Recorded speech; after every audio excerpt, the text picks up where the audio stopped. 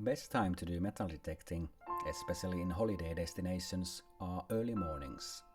There's only few people at the beach, and at the same time one can enjoy beautiful sunrises. This time my metal detecting destination was in Fuerteventura, one of the islands belonging to Spanish Canary archipelago. Although I was on holiday, I woke up early in the morning and headed to close by beach, where the sun was climbing over the eastern horizon. During the days the beach is full of life, but now the silence was only disturbed by the waves crashing to the sandy shore. I began detecting next to the sunbeds, where I thought I would find coins and other items. It didn't take long that I heard the familiar sound from the headphones, and I unearthed the first coin.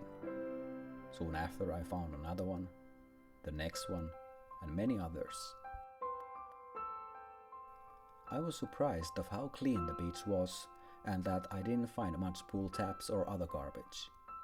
First I thought that someone had been recently detecting the beach, but some of the coins buried in the sand were so dark and corroded by salty water that I don't think the beach had been detected for at least a year. On the other hand, all the coins I found were euros, so all the pesetas and other currencies had already been found before me. Anyway, during my 2-hour detecting, I was able to dig up coins worth about 10 euros.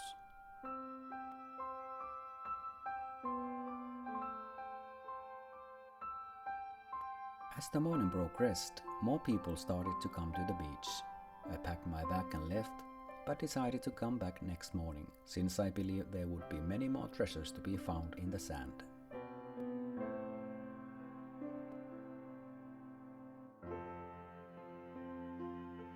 Next morning I was at the beach before the sunrise. This time the beach was windy, but it didn't make detecting any harder. Although I was hoping to find some rings or other jewelry besides the coins, the tourists visiting this beach had been careful enough, and this time they left behind only euros and one small yellow toy car.